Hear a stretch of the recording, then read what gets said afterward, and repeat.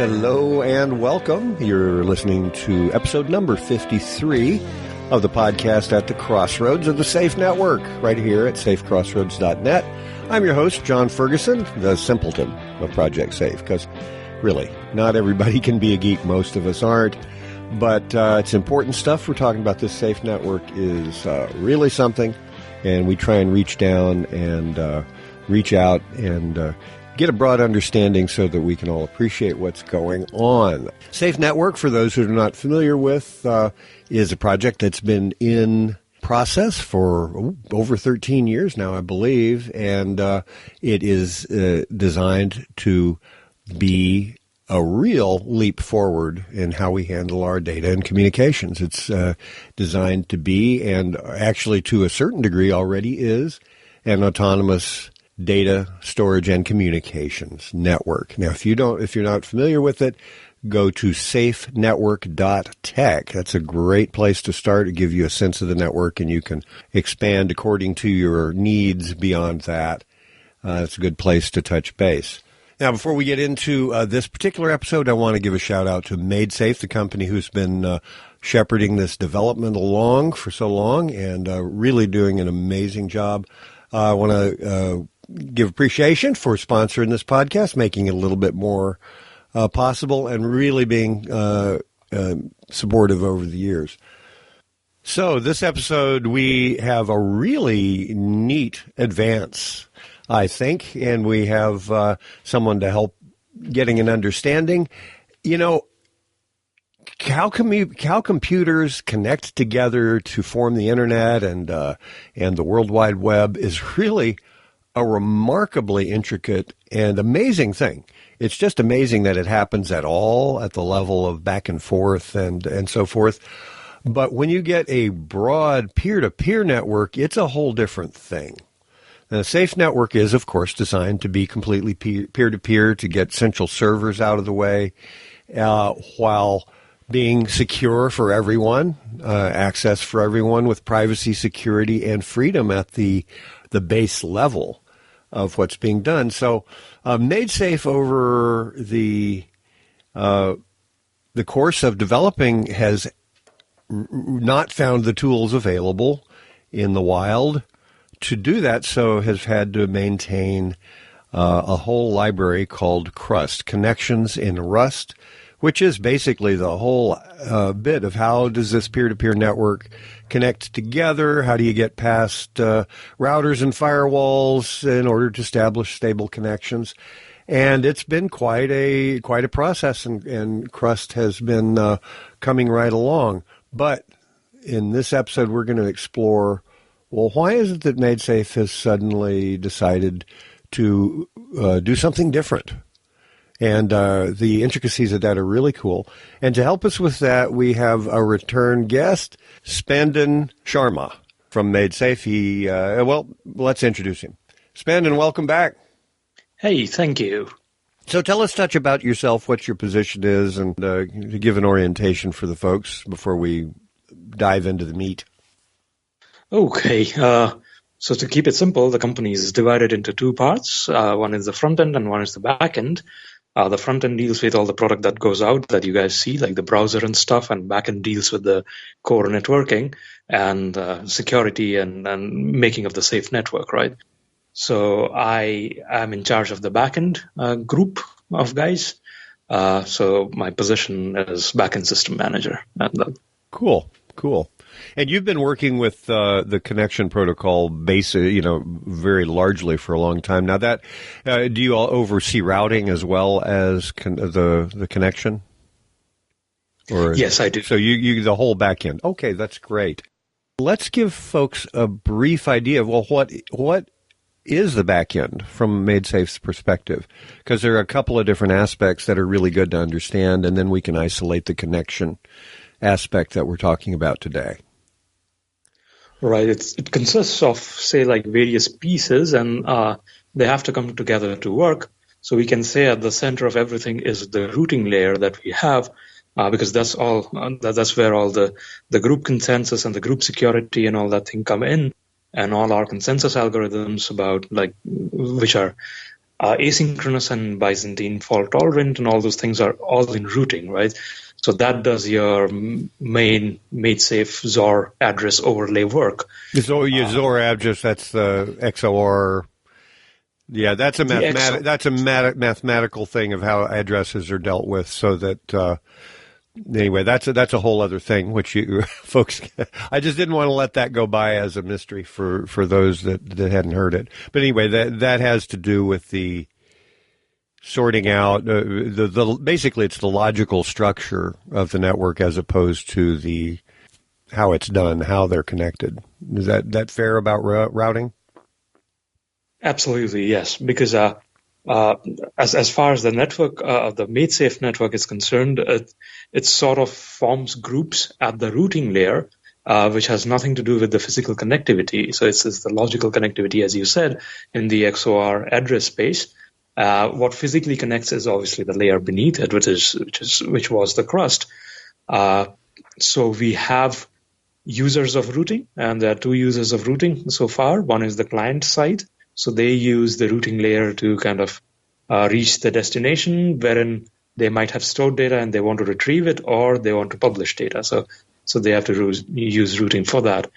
And the other side, the other consumer of routing will be the vaults, which probably once the MaidSafe is released will be run on people's computers. And those are the places where the data actually gets stored.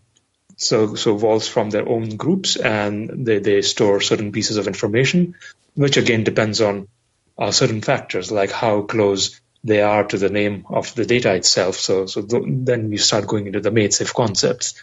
Right, that gets down to the nitty gritty, but yeah. We don't need to go there in routing at the moment, but the routing's a logical structure, and then we have to go, well, how do you connect up? What's the means and mechanisms? Isn't that fair to say that's the main other part, and that is what the Crust library has been about? Yes. So beneath routing sits Crust. So routing forms its own network and network of vaults, you can say, right? So because they are consumers of routing, so they form their own network, but somehow they need to be connected to each other. So that connection, the physical connection, is provided by Crust, the networking library so far, which is going to be replaced. Oh, good. So I tell you what, Crust is going to be being replaced here, and that is what we're talking about. But Crust had to be done because there was no other solution available in the past, right? Is that in itself a fair statement? Yes. Because routing expects certain behavior from the library underneath, so it has certain expectations, and to have those expectations, it was far easier. And plus, we switched over to Rust, right? So we had to look into the ecosystem that Rust had, and the best solution at the time we could come up with is writing our own library, which caters to whatever routing demanded at the time. Right. And so I guess what I really would like to explore is some of the unique expectations, or what was it that the safe network routing layer requires that is contained in Crust, and then we'll see where we leap off and what the trade-outs are. Right. So certain aspects would be number one fundamental would be security. So routing would expect everything that goes out to be encrypted. So security would be one. The second way is the way the routing network kind of bootstraps. So when you start a node, there's a particular bootstrap sequence, and then you connect to the sections. The other would be like, what do you do during the restarts? When the routing restarts and upgrades, do you hold on to the same set of keys? Do you not hold on to the same set of keys? What is your identity? Then would be like the chunking algorithms that Crust did, because routing depended on some of them.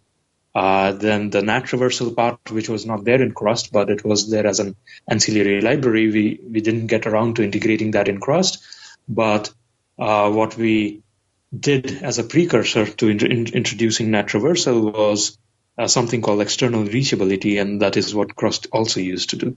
NAT traversal being the ability to reach behind routers to connect to the individual machines, which are being handled by one internet address, which is the router, right? That's vital in peer-to-peer connections. I do understand a little bit of this, but not from a functional layer. But just the term, I just want to clarify in passing. So there are those various difficulties of how do you connect computers directly one to the other. And I will link in the show notes a couple of other episodes and interesting things that will help anybody who needs to dig deeper on that. But it's a matter of how do you get these peer-to-peer connections, and Crust has those unique needs in order to serve the network. Yes, that's spot on. And the reason, when we don't have the SNAT traversal integrated into Crust, we had something called external reachability, and that was, again, another feature that was built into Crust, wherein you could connect to me only if I could reverse connect to you. Otherwise, the network wouldn't allow you to connect to the network. So if that flag was on, so what that basically meant was most of the nodes joining the network, or most of the good nodes joining the network, would be reachable by the other nodes. And since connectivity was very, very important to hold routing invariant, we needed as much as we could get, as many nodes to be connected in a section. So that was of paramount importance, and this external reachability was one of the things that we introduced in Crust to kind of address that. Okay, so there's been a lot of work, and actually Crust had gotten up to being fairly functional, right? But it hadn't included all the different ways of connecting, right? That was mainly run. And now here we get into some of the technical things that I want to address, but it's hard to know when to restrain yourself from falling off the cliff into the details and terminology. But most people have heard of TCP. What is it? Transfer Control Protocol. That's the basic agreement layer that handles routing on the internet currently. Is that correct? Yes, the Transmission Control Protocol. Yeah. Right. So TCP is how the network has been, how the internet is basically functioning, and that rides on top of the Internet Address Protocol, the IP. But there are other ways of connecting other than using TCP, right? Yes, there are. So IP is like the best effort network, right? So it'll tell you, if you tell me to reach some destination, I'll make a best effort to reach it. And then on top of that, you have the transport layer protocols, which either add some it's up to them to add more bells and whistles. For instance, like TCP adds reliability and congestion control and all that. UDP is the other one, which doesn't add all that stuff. So, okay, and Crust at its current state mainly rode over TCP, and UDP was another problem that was going to have to be incorporated. Is that correct? Yes, that's true. Though we had UDP in something called service discovery. So we used to have these beaconing and finding out of peers on LAN. So for that, we used UDP. But once we were connected, we were always reliable and used TCP. Cool. So not to beat a dead horse here because we're moving away, but I wanted to give a picture of what all has been put into developing the Crust layer because it's very vital. Is there anything vital more that we need to cover about it, or we can go, okay, well, that's we're shifting away from that.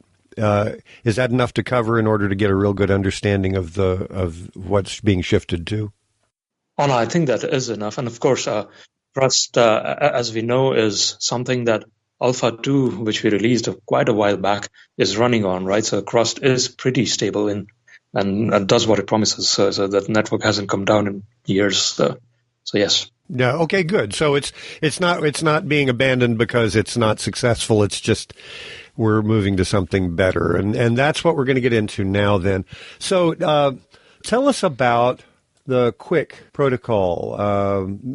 This is what we're moving to. It's QUIC, and it's all capitals. It's short for QUIC UDP Internet Connections. Now tell us about the QUIC project and its origins and whatnot, and then we'll get to an understanding of that and why it's important to the Internet at large. I think it's really cool because this is something that, quite aside from the safe network, is a major step forward for all Internet networking. Am I correct in that? Yes, you would be, because from what I have read so far about QUIC, it seems to be the next, the deep protocol that the Internet is moving to. So it's very useful to get familiar with it and, of course, use it if you can. I would say, I don't know about history much. If I can recall correctly, it was probably invented by just one guy working in Google.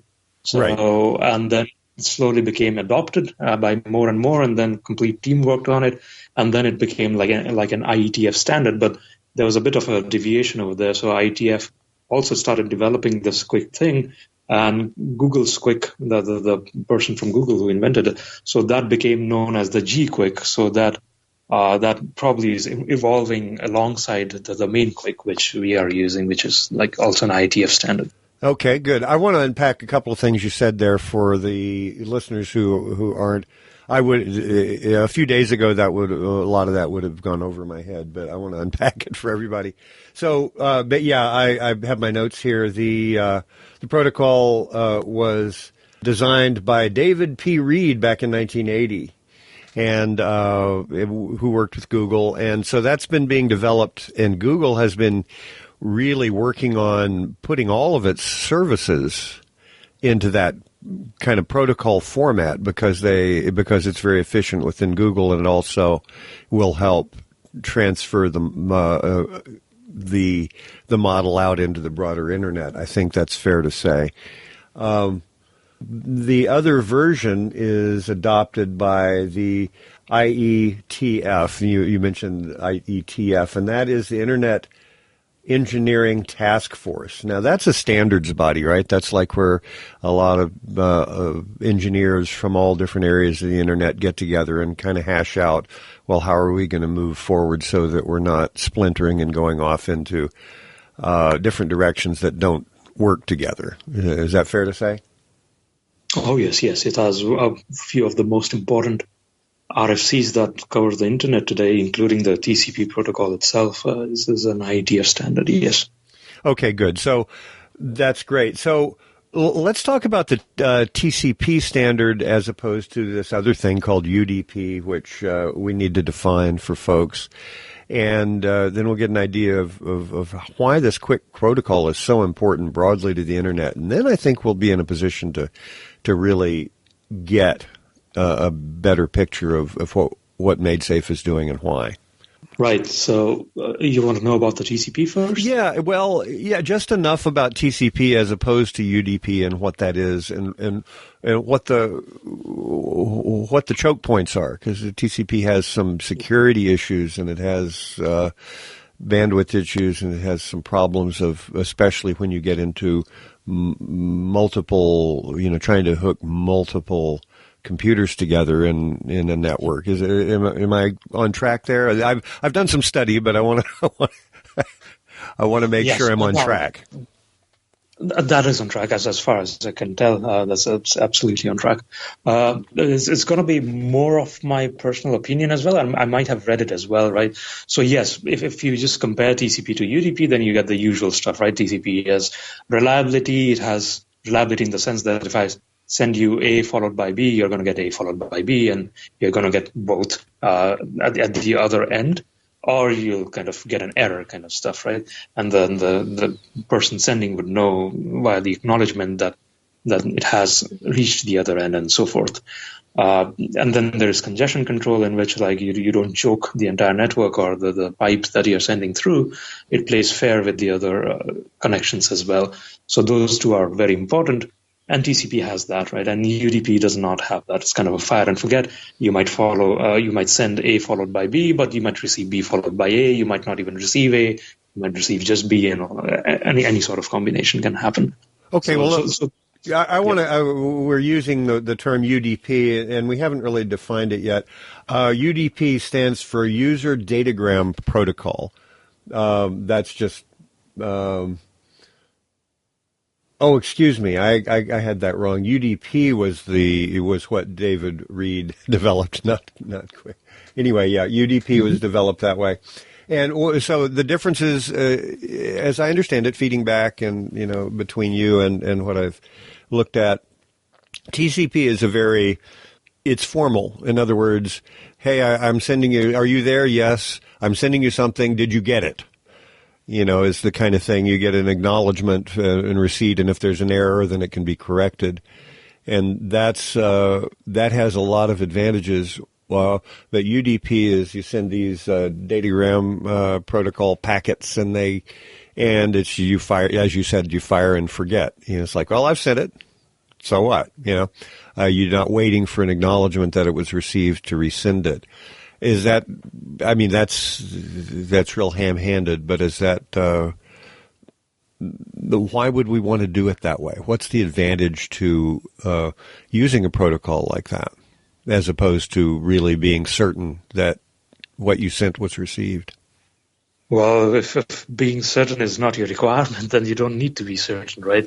So it just boils down to the requirement. So if you take off all the boilerplates of acknowledgements and all that stuff, it keeps the protocol lightweight, first of all, and secondly, it improves the speed, right? So because you don't have acknowledgements, you don't have to kind of wait for it. You keep sending and keep sending and keep sending. Maybe they are receiving, maybe they are not. And if that's okay for you, then it's really fast that way, right? Otherwise, in TCP, at one point, you need to stop sending because none of the things that you have sent so far has been acknowledged. And then you have something called windowing techniques and stuff that will kind of stop at a certain point. Where you can use it is probably like Skype, what we are using right now to talk. Right. The packets are sent. Maybe a part of something is not sent, but you can still reconstruct it at the other end and you can still understand me. And if you're happy with that, it's fine, right? You don't have to kind of precisely receive every bit to understand everything of what I'm saying. And people who have used Skype or listened to Skype conversations understand the little warbles and dropped chunks here and there and buffering problems and so forth that happens, but that's acceptable because we're still communicating, even if it's not perfectly clear. We're getting it. Yeah. Okay. Good. Absolutely. Yeah. Carry on. Yeah, so that's where UDP shines, right? And this is just the audio part I was talking about. There might be video stuff that you don't really care whether you received every part of every frame or even every frame. Maybe like if each UDP packet was a frame, maybe you missed a few frames, and if you are displaying it at like 60 FPS or something like that, it's not your eyes are going to find that overwhelming that it missed a few frames. You probably won't even notice. So there are certain applications where you wouldn't care about like absolute reliability of delivery and all that stuff. Maybe you care about some reordering things and stuff, so you build that on top of UDP. So net, what UDP allows you to do is choose what you want and have that on top of this lightweight UDP protocol rather than prepackage everything and give it to you, which TCP aims to do. So if people are happy with that, they'll choose UDP. If they're happy with TCP, otherwise, if you package so much on top of UDP that you are getting closer and closer to the goals of TCP, at that point you might just want to stop and use TCP or reevaluate, right? But if you're happy adding only small amount of bits that TCP provides on top of UDP, then you might still choose UDP. So it's just a mix and match.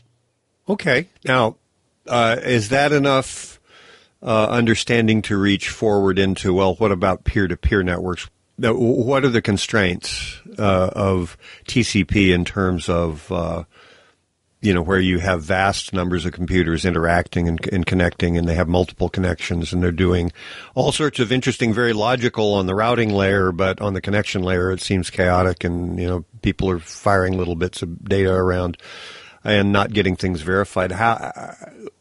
What's the advantage of TCP? I mean, of UDP over that in peer-to-peer networks? I think everything stems from something that is not even that technical, at least for me. So the thing is, improvements in UDP is in your hands, right? So if I give you the bare tools and if I tell you go make something from it, then it's up to you what you make, right? So you can design kind of a car that you like. You maybe want just 2 seats in the back and maybe like 5 seats near the driver's seat. Look like a weird car, but maybe that's what you want. It's up to you, right, to design that. But if I don't give you that choice, if I just tell you that this is the car you're always going to have, then you might run into problems if your requirement was to have that weird car. So TCP is very, very ingrained into the routers, the kernel, like the operating system kernel, and any improvements that you want to make to TCP takes a very long time because it needs to pass over the entire discussion, and then it needs to go into the operating system kernel, and it affects a lot of other things. So it's just very sluggish. Whereas UDP, go ahead. No, I was just thinking that's kind of analogous to IPv4 and IPv6. The IPv4 is the address space for internet machines, and they started running out of addresses that's why we ended up with routers having to get past routers to make connections between machines, and changing over to IPv6, which has abundant address space. It's been pulling teeth. It's just not happened. And that's kind of similar to, just on that level, you're basically saying TCP is so ingrained that you want to make a little change that of any significance. Getting everybody to agree on making that change as an incremental thing is difficult. It might be easier just to shift a whole protocol stack. Is that fair? That's very accurate. In fact, like, it works that way. If some developers are hearing this, then they will immediately associate the same thing in the development environment, wherein it is very difficult to get any changes to the language itself. Whereas it's relatively much easier to get the changes to the library that you're using. So if something is a library feature, you can add things to it easily. But if something is a language feature and you want to make that a change, so that takes a lot more iterations and convincing and all that stuff. So absolutely the same thing with TCP, because it's a part of the kernel and all that stuff. If you want to make changes, now I don't want this, I want this extra, blah, blah, blah. It takes a lot more to do it over there. Okay, good. So that kind of gets partly to the crux of this whole QUIC protocol shift. Let's see if we can understand the advantage. What the change is. I mean, when you look at the graphic of it, it's like you get, okay, well, there's the internet protocol connection down at the bottom, and then on the one side you've got TCP, and then everything's built on top of that. On the other, you have UDP, and the whole. I'm trying to figure out a way. It shows up nicely in graphic, but I'm trying to figure out a way of communicating. I guess when you're looking at doing this. But it's not just peer-to-peer networks; it's also security, right? Let's talk about the security problems in using TCP. I guess that's a key element, and that's being solved here. Isn't that right? It is. So everything stems from the previous problem that I told you. So say like TCP does not have feature X. In this case, X happens to be security, right? So you say like, okay, what if we could build this into TCP and now we would be secure? But then that change will take an enormous amount of time, maybe decades, and people still wouldn't be convinced, and they would be like, why don't you build your own protocol on top of TCP that does that security handshake and all that stuff? Why do you want to interfere or refactor the TCP that is already there? Whereas with the UDP, it doesn't give you anything. So it doesn't give you congestion control, it doesn't give you reliability, it doesn't give you anything. So you are free to make your own custom implementation in whatever way you want. So if you say security is the only thing that is important to me, I don't care if the packets are reordered, maybe the remote and just discards it and I'm okay with that and all that stuff, fine. Just go and add your own protocol that adds security on top of UDP, and here you have some secure UDP blah, blah, blah protocol, right? So instead of tweaking TCP and making layers on top of TCP toil more and more, what people started doing is, let's take this UDP, which is raw as ever, like as anything that we can get, and let's start tweaking that, or let's start building on top of that, and include things that we want and don't include things that we don't. So maybe certain features of TCP which make it an expensive to use protocol, don't add it. So what QUIC did was, And certain other protocols, like QUIC is not the only one on top of UDP, right? There are certain competitors as well, but QUIC added a lot more than what others added, so we kind of adopted QUIC. So what QUIC did was it added reliability, which also, by the way, the microtorrent protocol, the BitTorrent UTP microtorrent protocol, yes, that added also, so that also is reliable. QUIC added congestion control. UTP also is congestion controlled. As far as I know, UTP does not do any kind of security handshake. It does not have any TLS or some kind of a requirement. QUIC, on the other hand, has this requirement that all the handshakes, everything starting from the beginning, even the first message that you send, needs to be encrypted. So it needs to do some kind of a certificate handshake, and it does like a TLS handshake, right? So it reads the certificate of the server, or you supply the certificate of the server, it'll encrypt it using that, and then the server will reply encrypt using your stuff or the key that you have shared with the server. So you get encryption for free. So if you're looking for something like that, then why do you want to build something on top of TCP to do it when QUIC as a protocol by itself does it? And it's a part of the IETF standard, which means thousands and thousands of more eyes looking into it. Probably every security loophole gets patched very quickly, whereas your own implementation might have bugs which just go unnoticed for, I don't know, decades. Wow. Well, you said a lot there, and a couple of things I want to clarify for those that aren't up on the acronyms. I had to actually look back at my notes. So let me see if I can give a simpleton's feedback on what you just said and see if I miss anything. So basically, TCP has a very rigid set of things, and it's not great for everybody. But UDP, on the other hand, is raw, Wild West. But if everybody agrees on and knows how to deal with those packets, then just on the routing aspect, then many different implementations can be built on top of that, which will work easily. Am I right so far? Absolutely. Okay, good. I check as we go. But what QUIC is doing is it's building in default security. In other words, if you're using anything out of a QUIC protocol stack or library, it runs on UDP, but immediately everything is encrypted at all levels, whether it's a little piece of a message or a whole, each chunk, and also the security of knowing who you're talking to, and so that people in between, machines in between, aren't able to filter or man in the middle and things like that. So that's kind of one of the key things that we're looking at with the QUIC protocol, is that security, while having the ability to talk to a lot of different machines freely and easily, which that's a restraint on TCP also. It's like you can only have so many connections, whereas in the QUIC protocol, your ability to connect to more machines securely is increased.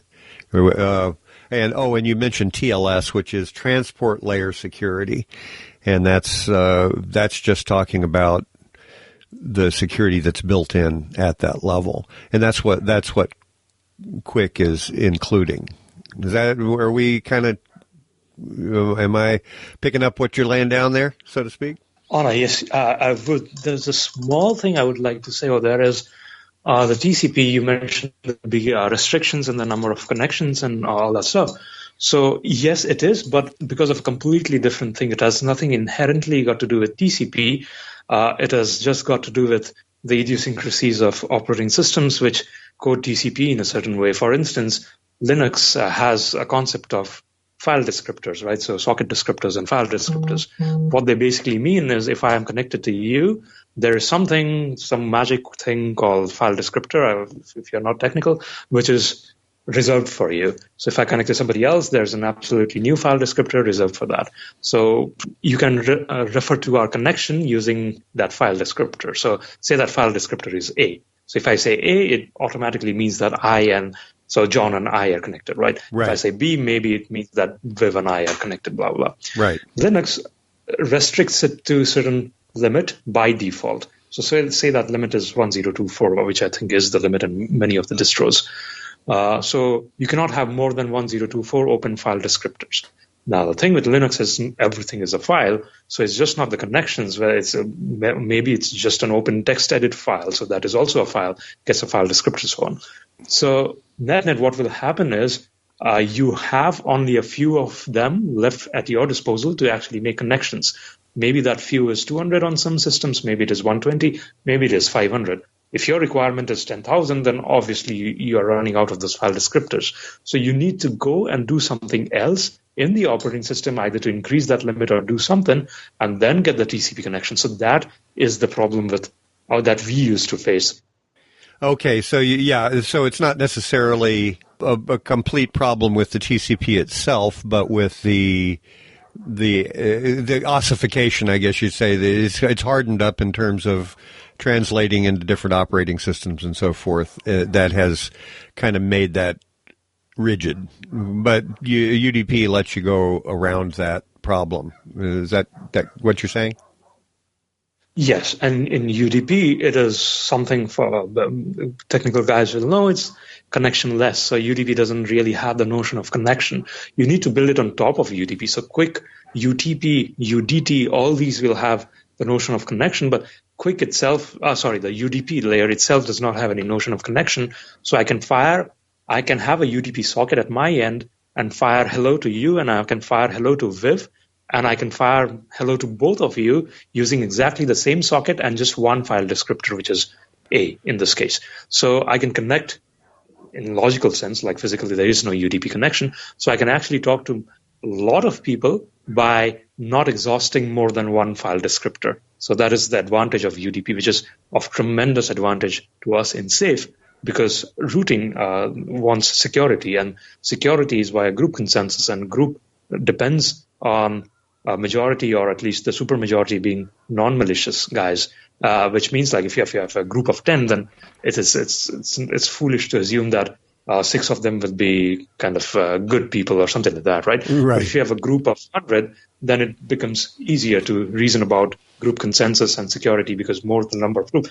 So is the number in the section size that is routing's strength. So it wants a lot of people in a section, and then sections connect to other sections. So it wants to have as many connections as possible. Then you start testing the limits of the number of connections that will be allowed by TCP in a given operating system, and then you start running into those problems with TCP.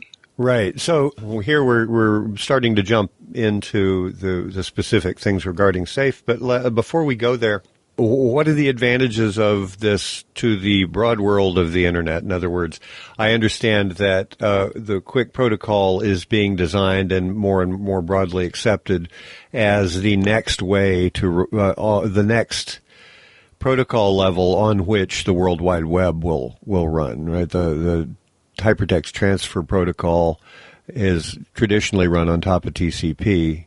But it's basically, this is evolving and going to be going out rather quickly to basically replace that level broadly on the Internet, right?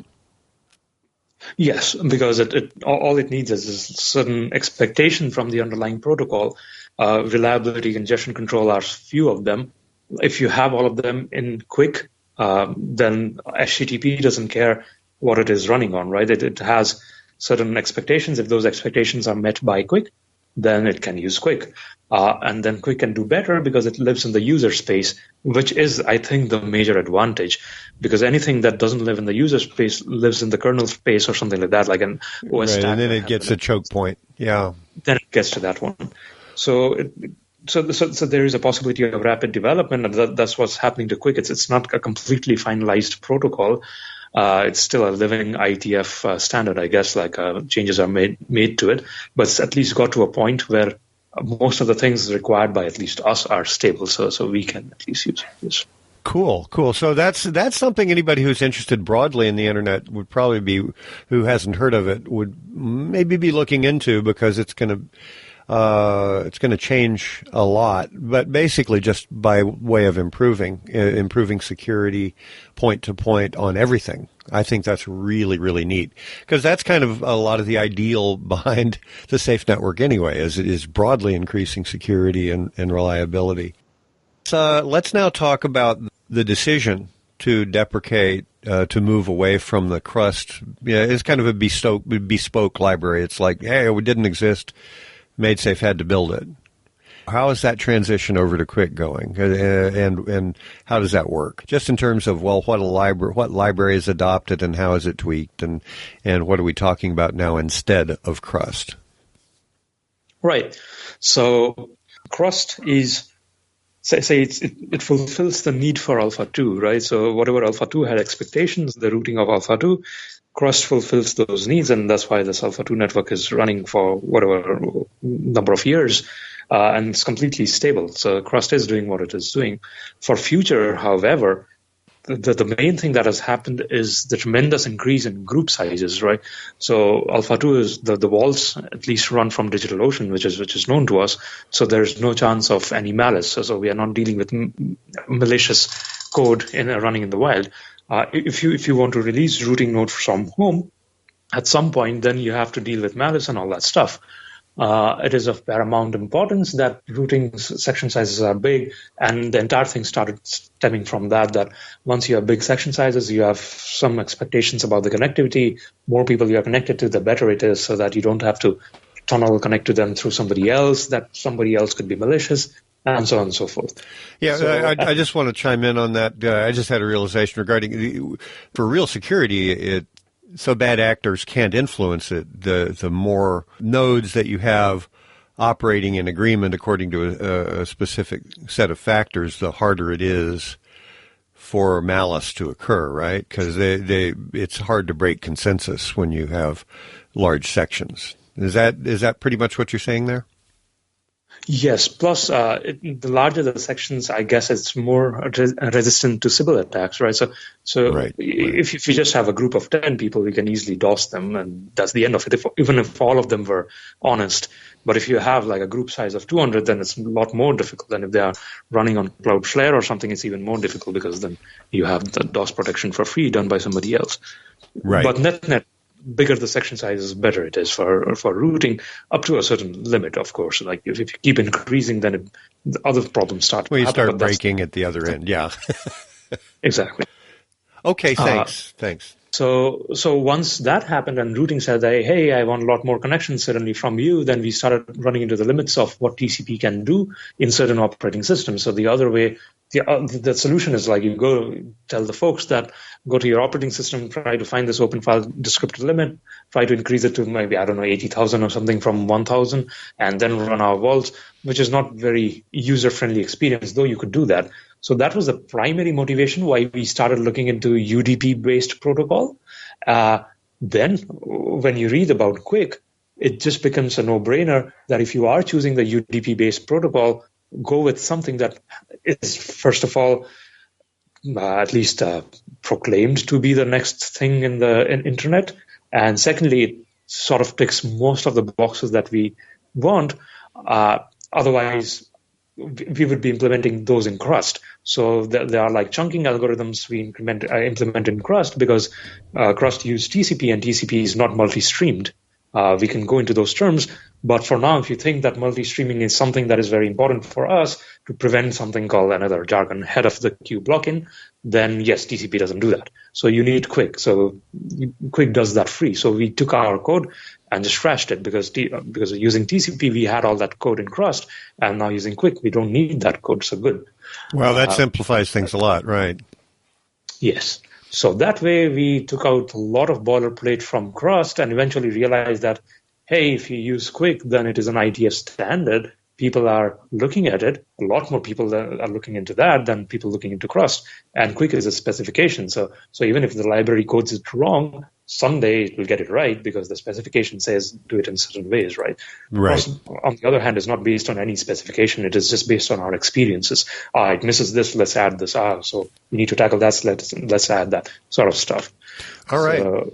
So basically, MaidSafe has taken an existing one particular version of a QUIC library and modified it and made it now, I think it's QUIC P2P is the designation of the safe's version. Is that correct? No, not that. That wouldn't be correct at all. The thing is, QUIC is a specification, right? We don't make any changes to the specification. That would be impossible to do without. No, I got that. But I mean, there's a particular library of its implementation. Right. So the QUIC is a specification implemented by a lot of libraries. So once you have the specification or formal standard, then you're free to implement it in the language of your choice, the way you want it. Certain designs, you have leeway. So we were looking for something in the Rust ecosystem because we use Rust. There are already libraries. I think Facebook has made its C++ QUIC open source. But we wanted something in Rust because it integrates better with our ecosystem. So there's a library called Quinn, Quinn, that is written in Rust, and that follows the QUIC specification. So we consume QUIC via Quinn. So we consume the QUIC protocol via the Quinn library, and we add our own stuff on top of that to make it cater to the demands of the routing layer. So that is what QUIC P2P is. And it is P2P because we'll soon be adding like NAT traversal code into it, and it adds like external reachability and all those things on top of it, which is required by us. So it does not modify QUIC protocol in any way. It just consumes it and then builds an application on top of it. So that is what QUIC is. So anybody could do similarly depending on the language they want to use and then the additional features as you were talking about. The basic layer of how they're interacting is a specification, and basically, well, if you do this, then people will recognize what you're doing. And Quinn is one implementation for Rust, and then it's being modified and added to in an additional library for Safe. I got it. Yes. Cool. Well, that's covering a lot of ground. How is this going to affect the launch capabilities or prospects for the Safe network? I mean, I do want to mention that recently a new roadmap has been laid out, and discussions about what's where, and anybody who wants to track the actually incredible progress that's been going on in moving the Safe network forward. But I saw in the forum some concern. Wow, so is this going to delay the release of the next level, the Fleming release, which is the next level of release? How is this going to affect that? I think the problem right now, we're very orthogonal. Because I oversee both the teams, and I obviously know who is where, right? So if routing, for instance, was coded today and they were depending on Crust, and we said like, nah, hold on, wait for like a month more, we'll take out Crust, put in QUIC P2P, and you'll have a better interface and so on, then yes, it would be like controversial internally even, and we would discuss it out, like, do we really go for that, or do we just put out this routing with Fleming and all that stuff? But if they are not close to completion, at least by the time we would have done QUIC P2P transition, then it totally makes sense to use something from the ecosystem that solves our problems, and we don't have to maintain anything, right? So with the Crust, you need to maintain your own chunking algorithm. You need to maintain your own multi-streaming algorithm. You need to maintain your own secure serialization algorithm. With QUIC, you don't need to do any of these stuff. All you need to do is concentrate on what algorithms you want, particularly for Safe, and forget about the things that QUIC kind of takes care of. So it makes it extremely kind of hassle-free maintenance of that library, and you can concentrate more on the other areas of MaidSafe where you require more manpower. So it kind of has the opposite effect of saying that taking out Crust and putting in QUIC in this moment might delay it. It's not, because routing wasn't ready to begin with. It's not like it was ready to go to kind of integrate with Crust and then we halted everything and we put in QUIC. No, it's just the opposite of that, right? So this should speed things up. That's great. And I love the idea that, this is leveraging the broader community, getting all that security and encryption at a fundamental layer that will increase the adoption of that broadly anyway. And it'll have more eyes looking at the underlying implementations and so forth. So that just is good for everybody. Mm-hmm. Yeah, good. Well, wow. Well, we've done quite a bit here. I'm putting in the show notes a couple articles, both about the QUIC protocol generally and its importance and the specific implementations from MaidSafe, and I'll throw in some other interesting stuff in there for anybody who wants to do background. This is very exciting, quite aside from the Safe Network. I'm really glad to get a breakdown of this, and it's very encouraging for the kind of freedom and independence and security of the Internet broadly. Is that fair to say? Yes. Well, good. Well, Spandan, thank you so much. Is there anything we've missed? Anything that ought to be pointed out for folks that I haven't seen? Loads and loads of things. If you let me start, people will go to sleep. I can speak for days. So I bet you could. Hey, we'll have to have you back and explore some of those things discreetly. Well, thank you so much. It's really great. I'm very excited to see this move. And like I say, folks, whether you really follow the Safe Network or not, this is a really important piece of technology that's coming forward generally. Then once you appreciate it, you can probably get a better understanding. Go to safenetwork.tech and explore the depth of where the Safe Network is going. It's a huge deal, especially when you start integrating other things like resource description framework and the solid implementation by Tim Berners-Lee. And all these things are really starting to come together broadly. But I think the Safe Network is really exciting. I hope more people will get involved. Well, thank you, Spandan, and we will talk to you again. Been a pleasure, John, as usual. Thank you. Bye. All right, bye-bye.